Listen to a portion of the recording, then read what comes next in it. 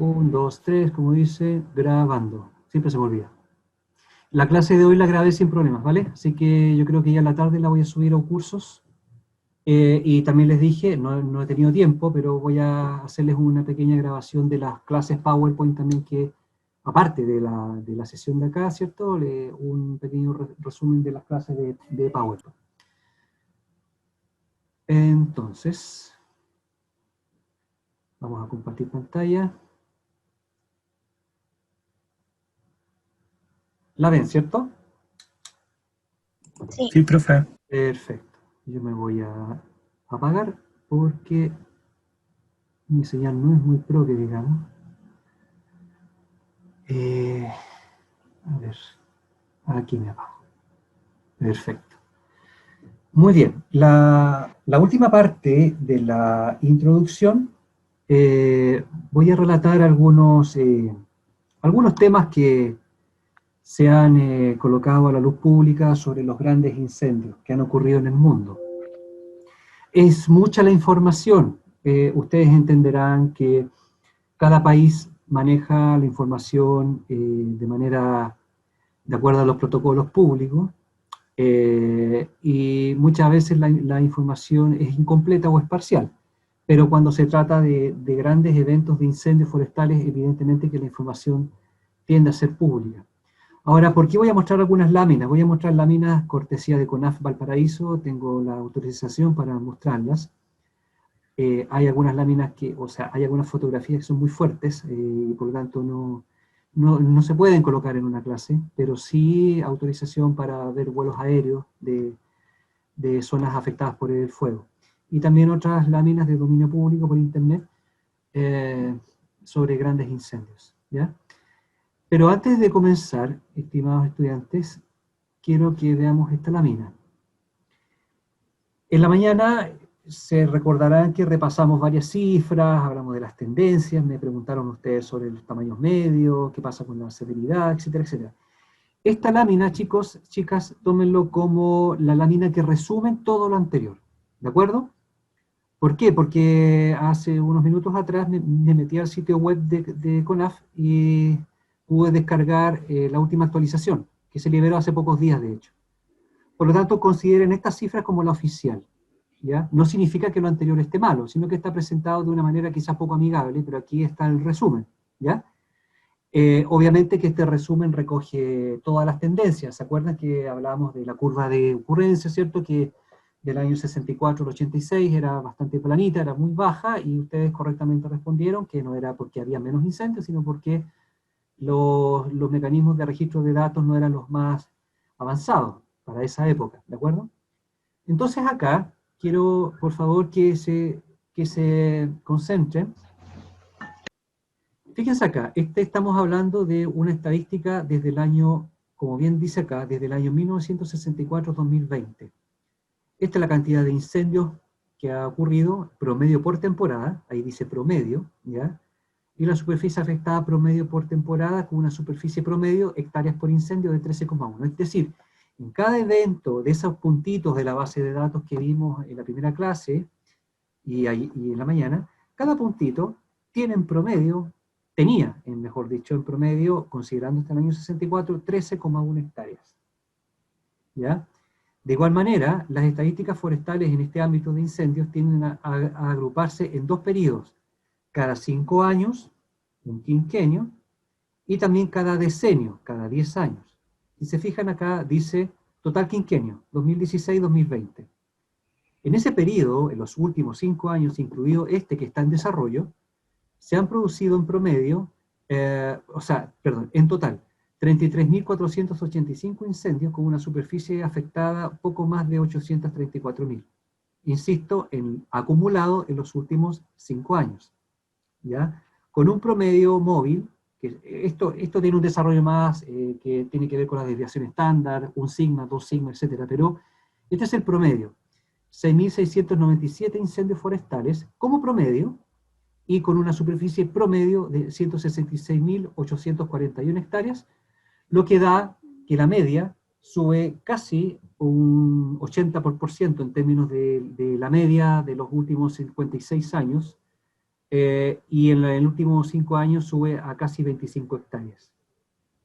Eso es a grandes rasgos. Ahora bien, si esta ventana de análisis la extendemos a 10 años, tenemos que la cantidad de incendios es de 63.000, casi 64.000 hectáreas, con una superficie acumulada, porque es el total, de 1.223.279 hectáreas. Con un promedio para el último decenio de lo que aparece aquí, dividido en 10, salvo algunos registros que puedan mostrar alguna diferenciación, lo que da una superficie media de 19,1 hectáreas. ¿Se dan cuenta? Se mueve entre 19 y 24 hectáreas aproximadamente la superficie promedio. ¿De acuerdo? Entonces, tomen esta gráfica o este resumen como el oficial. Si yo les llegara a preguntar en un test la superficie o cuántos incendios se producen anualmente en los últimos 5 años. Ah, mira, el profe me dijo que los últimos 5 años se producen en promedio 6.697 incendios. ¿Y cuál es la superficie afectada? Estadística hasta 2020. Ah, mira, se producen cerca de 170.000 incendios, con una superficie media de hectáreas por incendio. Cada puntito del orden de 24,9, casi 25 hectáreas. Y si yo les dijera, miren, pero hagamos una ventana, hagámosla cada 10 años, o los últimos 55 años, 56, desde el año 1964, entonces ustedes se van a estas estadísticas. Comentario importante, no se les olvide. CONAF maneja sus estadísticas. Las empresas forestales manejan sus propias estadísticas. Hace 3 o 4 años atrás se firmó un convenio de colaboración para el resumen estadístico. ¿De acuerdo? ¿Eso qué implica? Que los datos que están acá ya contemplan la ocurrencia de empresas forestales y la ocurrencia de terrenos fiscales o terrenos bajo tuición de protección de CONAF. ¿De acuerdo? Porque si las estadísticas fueran a nivel de empresas, evidentemente que las cifras son muchísimo más bajas, porque evidentemente se concentra sobre un patrimonio cercano a los 2.800.000 hectáreas de plantaciones, y eso hace que la cifra baje en cuanto a la ocurrencia y la superficie afectada. Pregunto rápidamente, ¿se entendió? Esta lámina es muy importante. Bien, se entendió. A grandes rasgos, esta es una sinóptica, no pude encontrar la última cifra, las tengo acá en mi base de datos, pero no he tenido tiempo de procesarlas porque esto hay que hacer un poquito más de análisis. Lo descargué desde el sitio de CONAF, ¿ya? Sobre la distribución mensual de la ocurrencia histórica. Fíjense que aun cuando el cambio climático ha hecho que la campana de ocurrencia se ha ido aplanando con el tiempo, sigue dándose la tendencia que los incendios se suceden con más frecuencia en los meses de verano, particularmente entre los meses de diciembre y marzo. En los últimos años, los eventos se han concentrado un poquito hacia la derecha, entre los meses de marzo y abril, y en casos extremos, por ejemplo en la temporada 2018-2019 y también la 2015-2016, hubo un desplazamiento de la campana hacia los meses de abril y mayo. Pero si tomamos la media móvil de los últimos 20 años, esta es más o menos la tendencia. Cuando digo últimos 20 años me refiero a 2015, pero hasta 2020 esta tendencia no ha variado sustantivamente. ¿De acuerdo? En el eje de las ordenadas, ¿ya? O sea, en el eje Y, perdón, tengo el porcentaje de incendios, y en el eje X tengo los meses correlativos de la ocurrencia. ¿Ok? De igual manera pasa con el daño histórico. El daño histórico tiende a tener, por ahí en la mañana alguien me preguntó sobre correlaciones entre la ocurrencia y las zonas pobladas, y yo les comentaba que es difícil. Hay algunas tendencias, pero son aspectos muy locales, porque cada región responde a distintas dinámicas de la ocurrencia y causalidad.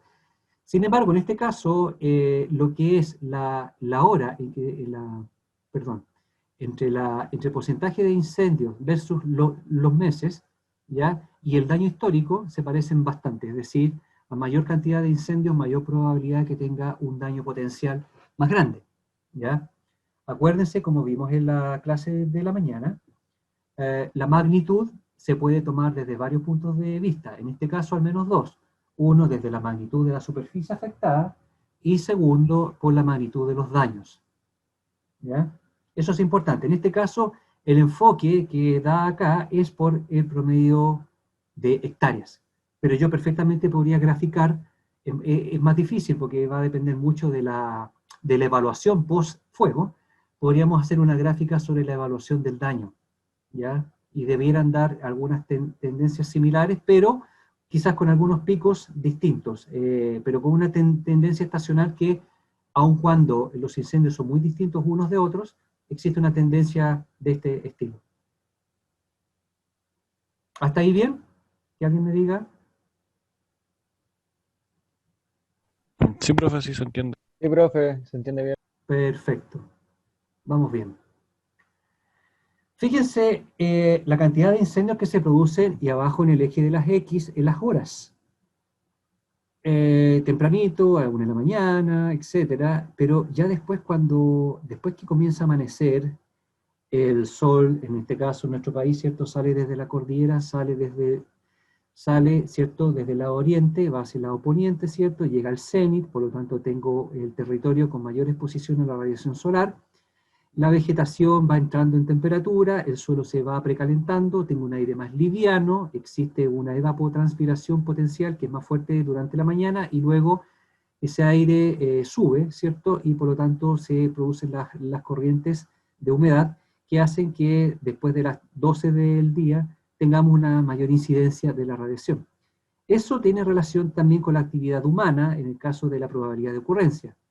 Dicho de otra manera, los incendios forestales normalmente se producen en la campana que se ve en pantalla. Es decir, normalmente se producen entre las 12 del día hasta las 19 o 20 horas. Generalmente pasa, por ejemplo, en periodos de verano, uno lo atribuye a mucho tránsito de personas, a mayor actividad en zonas donde tenemos una alta cantidad de combustible, ¿ya? Y son tendencias que se estudian en relación a una revisión de gran número de incendios. Y no ha cambiado mucho esto en realidad, por lo tanto, aquí este tema, por ejemplo, esta figura en particular, sirve mucho para formular las campañas de prevención. Sirve mucho, ¿ya? Porque yo puedo, por ejemplo, tal como les contaba en la mañana, desde la central de operaciones, desde la empresa forestal o desde alguna organización de protección, que puede ser una organización comunitaria incluso, pueden organizarse entre ellos mismos, entre los vecinos, como para pensar en puntos de encuentro o puntos de vigilancia, para que en las horas en que existe una máxima probabilidad de ocurrencia por el criterio de rango horario, pueda haber alguna mitigación, ¿cierto?, en la iniciación de los incendios. Recuerden, nunca se olviden, un incendio forestal puede pasar de un incendio en superficie muy inofensivo a un incendio tridimensional por copas con propagación violenta, en la medida que se presentan las condiciones meteorológicas, ambientales, combustibles, continuidad, pero muy importante es el tiempo de ataque o el tiempo de la primera respuesta. La primera respuesta es fundamental. Profe, Por supuesto, dígame. consulta, ¿qué pasa con las corrientes de aire o la convección que se genera, por ejemplo, en zonas costeras donde hay vientos locales que llegan de todos lados? ¿Cómo eso afecta a la ocurrencia, por ejemplo, no sé, pues en zonas como Bichuquén, que hubo un incendio catastrófico en el 2017, Sí, no sé, Navidad, creo, Navidad también, sí. Maule hacia la costa? Te ¿Qué respondo. pasa? Sí, te respondo. Mira, lamentablemente no quiero usar la pizarra electrónica porque mi internet no es muy buena, pero sí, pero sígueme el cursor del mouse. Los vientos que Sí, profe. azotan, los vientos que inciden en todo el territorio costero de Chile, van desde, ahí se me perdió, van desde un componente suroeste y van hacia el noreste. Si yo tuviera que trazar una flecha, diríamos que el viento va así, ¿de acuerdo? Ahora bien, Sí. este viento oceánico que va desde el suroeste y sopla hacia el noreste en todo el sector costero, se interna, y ahí tiene variaciones, porque por ejemplo en la mañana tenemos mucha niebla costera, el aire es más pesado, es más denso. Cuando aumenta la radiación solar cerca del mediodía, ¿cierto? El aire caliente tiende a subir, hay un precalentamiento, ¿cierto? Entonces se produce una bajada de los vientos de la costa que se internan en los valles centrales. La costa se despeja y el valle central comienza a desplazar la humedad hasta que finalmente, pasado de la 1 de la tarde aproximadamente, estoy hablando entre entre la zona de San Felipe hasta la zona de Mulchen, por ejemplo, por el sur.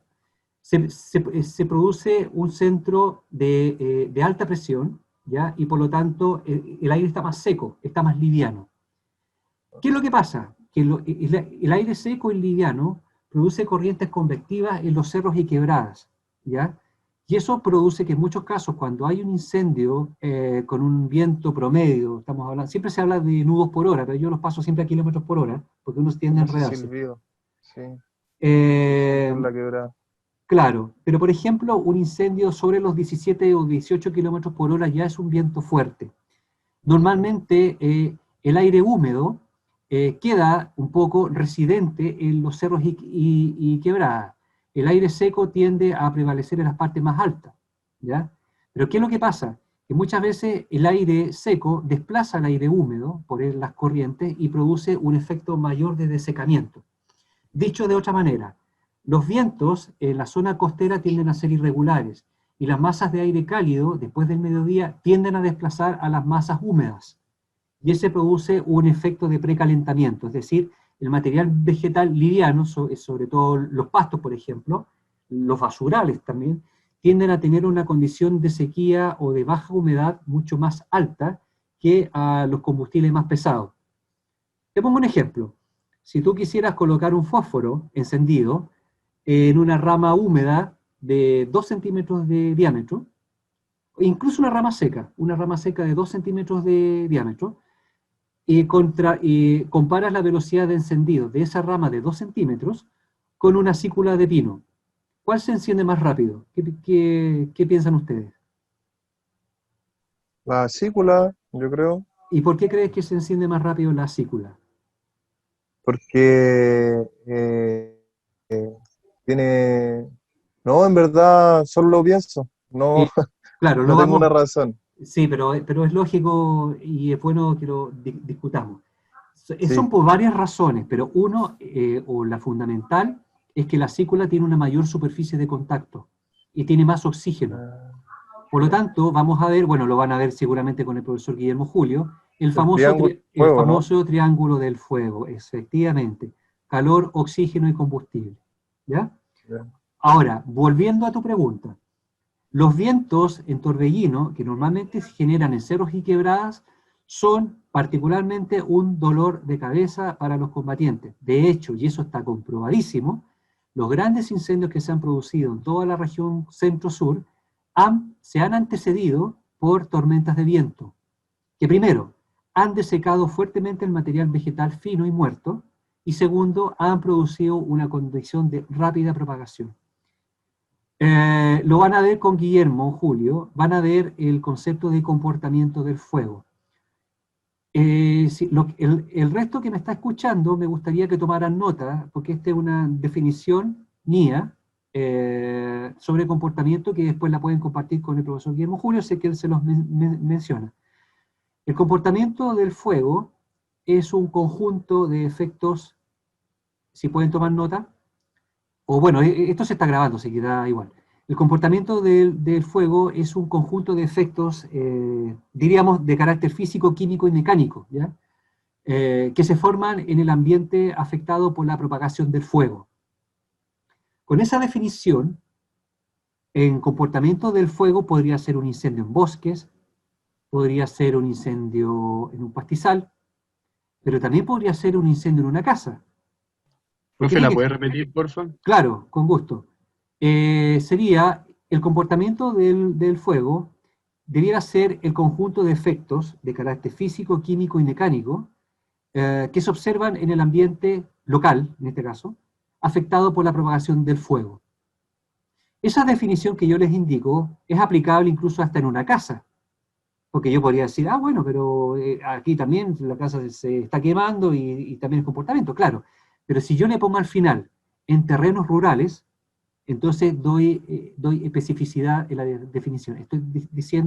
Estoy hablando de comportamiento del fuego en terrenos rurales, es decir, en un matorral, en un pastizal, en un bosque, en una plantación, en un desecho agrícola, o en una zona de interfaz urbano-forestal donde pueda haber contacto con edificaciones.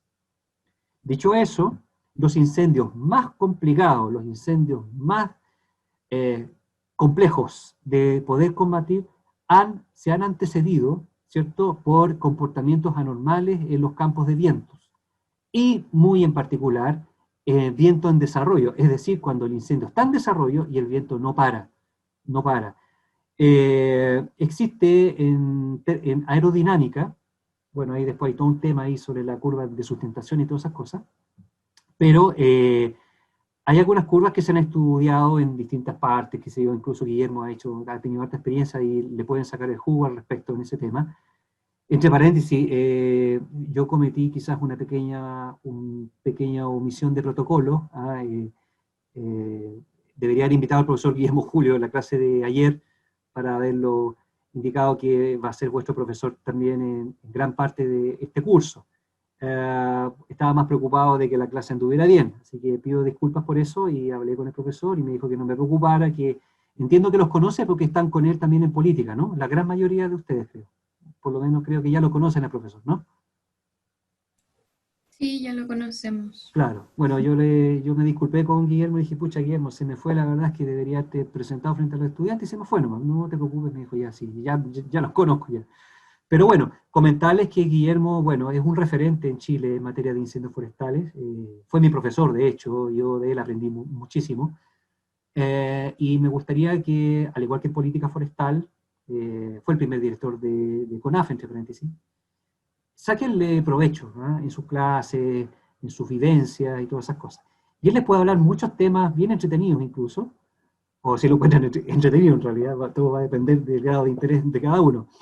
Pero tiene historias, anécdotas y cuánta cosa. Es un libro que lo pueden abrir sin problemas y siéntanse con la confianza de preguntarle muchas cosas, aprovechenlo, ¿vale?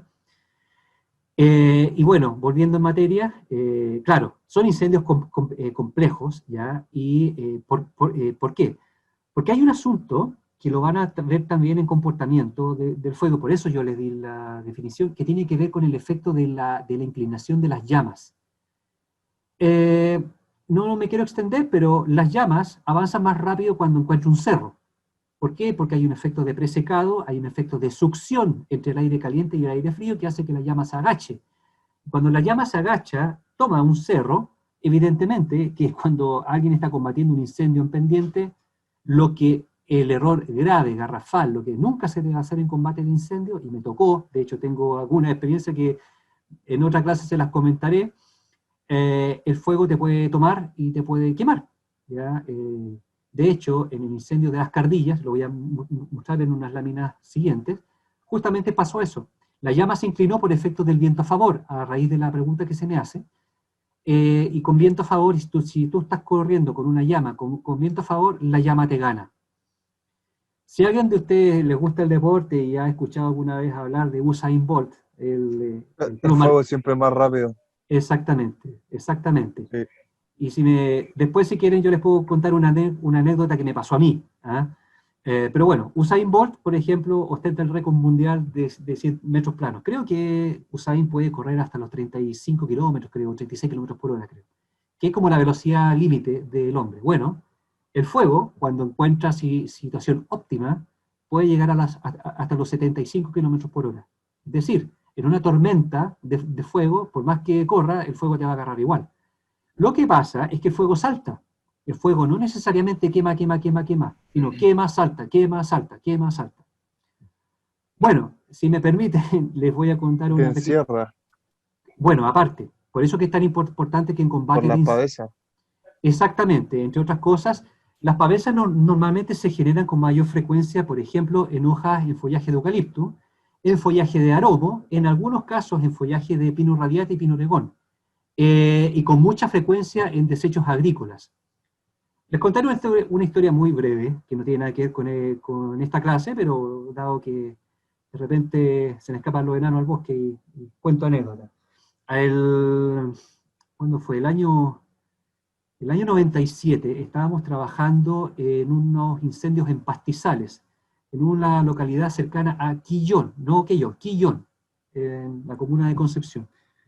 Estábamos trabajando dos cuadrillas, estaba el jefe de brigada, el jefe de cuadrilla, los combatientes, y yo era un pollo nuevo, estaba ahí entre los combatientes, estábamos haciendo una línea. Y resulta, estábamos trabajando en pastizal, había viento, pero era un viento suavecito, eran, ¿cuánto? Ya ni recuerdo, pero no era más allá de 8 kilómetros por hora. Pero había mucha temperatura, el aire estaba muy, pero muy, muy, muy caliente. Y resulta que estábamos haciendo un combate directo, es decir, estábamos apagando una llamita que nos superaba el 1,5 metros, por lo tanto lo puedes combatir a orilla, con la pala, el rastrillo, etc. Pero el viento cambió.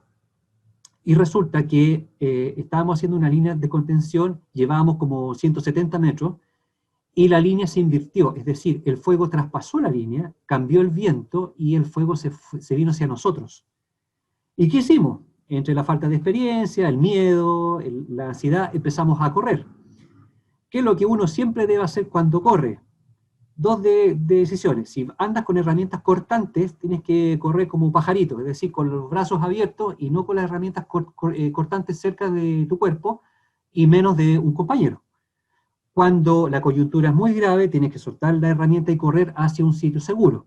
En planificación para el combate, cuando uno entra a un lugar amagado por un fuego, por un incendio, evidentemente que tienes que planificar la ruta de entrada, pero muy, muy importante, la ruta de escape.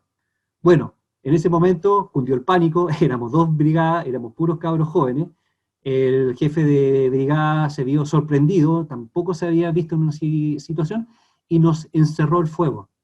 Nos encerró el fuego, no teníamos escapatoria. ¿Qué hicimos? Corrimos hacia una pequeña colina, una pendiente de un 8%, un 10%, y había una cañada, había una pequeña cañada donde pasaba un estero.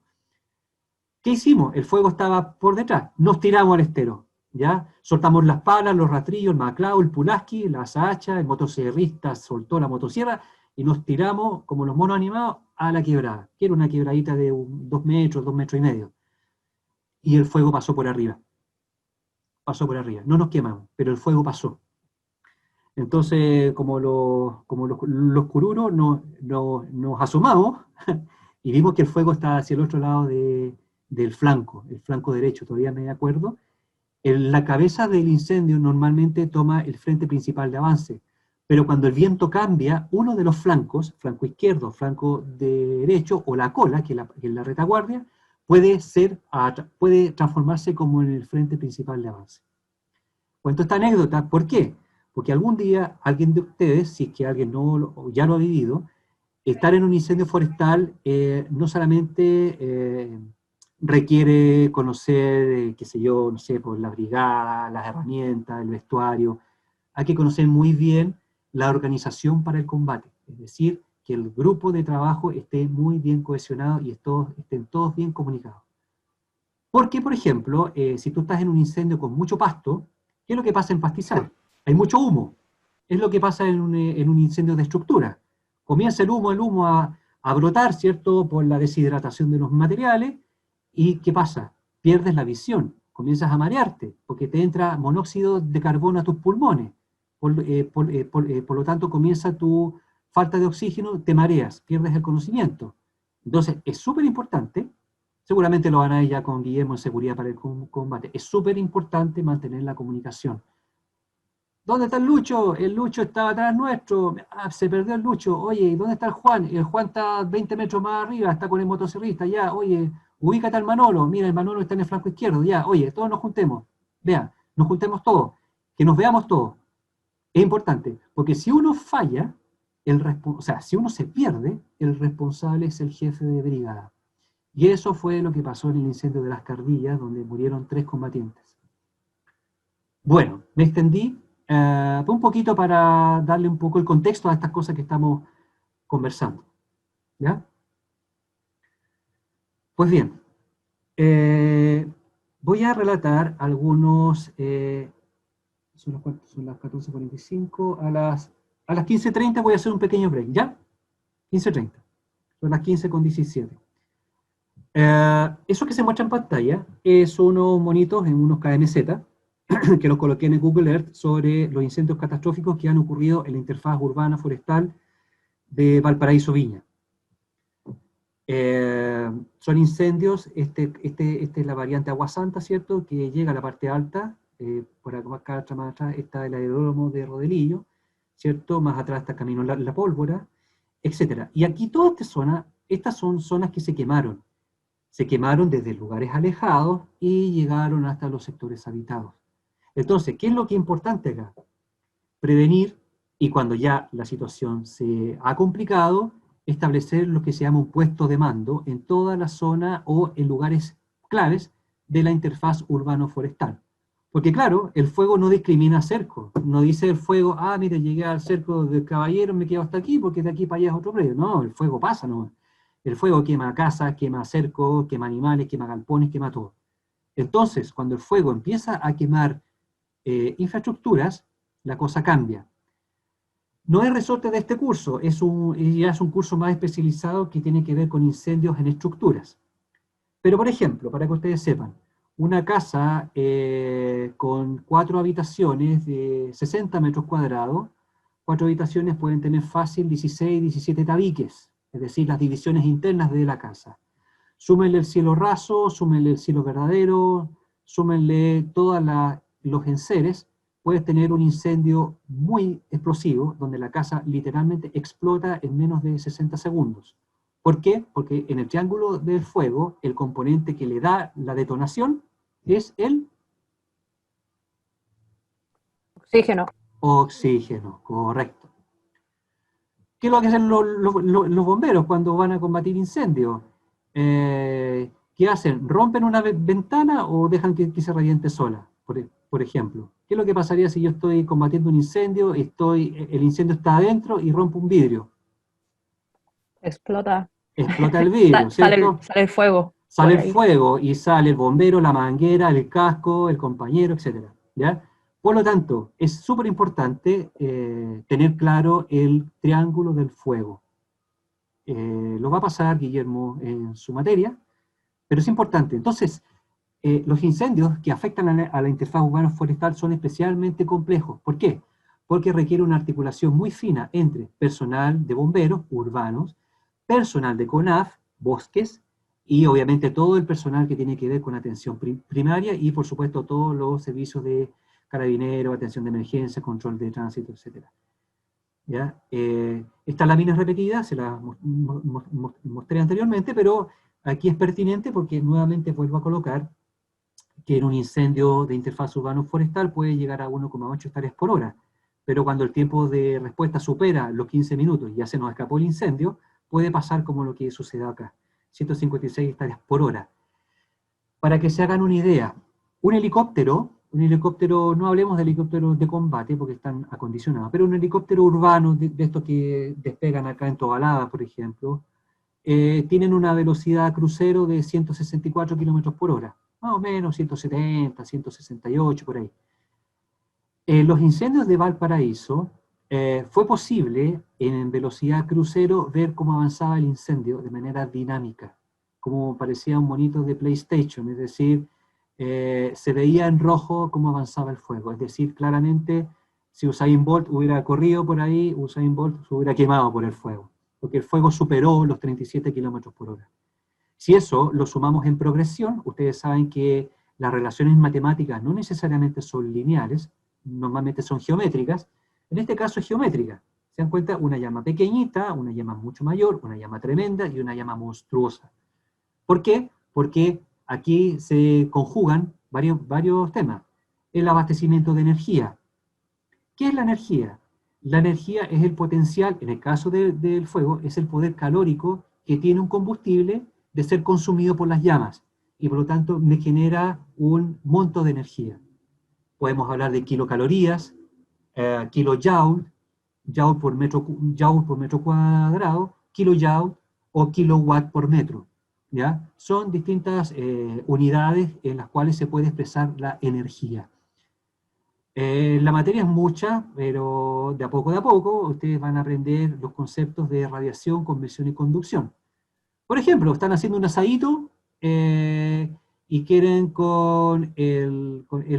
la parrilla acelerar la combustión. Entonces va el compañero, oye, avívate el carbón. Entonces va uno, agarra un pedazo de cartón y empieza a soplar. ¿Qué es lo que le está haciendo el fuego? Le está entregando Oxígeno. oxígeno. Entonces, el triangulito, que es un triángulo equilátero, ¿cierto? Sus lados iguales, comienza a estirarse en el lado del oxígeno. Al estirarse por el lado de oxígeno, le está diciendo, fuego, mira, tengo más oxígeno, te aporto energía para la combustión. Entonces el fuego va a tener un pequeño lapso de retardo, va a entrar en una inercia de energía y en pocos segundos la va a botar. Eso es lo que se produce como el encendido espontáneo, previo a un abastecimiento de oxígeno. Por eso es tan importante que en incendios donde hay tormentas de viento, los incendios forestales deben combatirse por cuadrantes y deben combatirse a distancia. Llámese metros, decenas de metros, centenares de metros, y tiene que ser gente muy especializada para enviar a los combatientes, porque no es llegar y mandar un combatiente a combatir un incendio en condiciones de topografía quebrada y en vientos.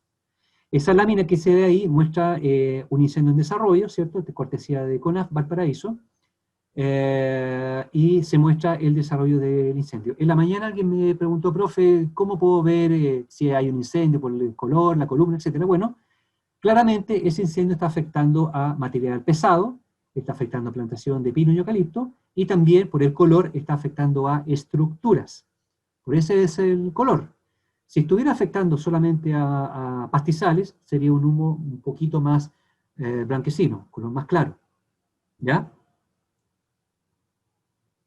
Bueno, después de la zona o después de la ocurrencia de incendios, uno hace análisis, ¿cierto?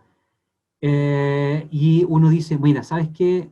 Felizmente no se quemó toda la interfaz, pero estas son las zonas de alta incidencia por incendio. Que son zonas que ya se quemaron o son zonas que podrían ser proclives a quemarse. Y aquí abro la pregunta, chicos y chicas, solamente para saber, nada más. En geomática, ¿vieron algo relacionado con NDR o NDVI? Sí, profe. NDVI. Ya. Y vieron Índice en general. índice. Claro, el infrarrojo cercano menos el rojo, dividido por el infrarrojo cercano más el rojo, ¿cierto? El famoso SAI, Vimos. NDVI, ¿Vieron el EVI? Claro. NDVI, Perfecto. Entonces, Witness. el witness, el SAVI, el EVI, ¿cierto? Estamos Sí. bien, ¿no? Ya. Sí. ¿Vieron en algún momento el mapeo de áreas quemadas con NBR? N de niño, burn, normalized burn ratio, NBR.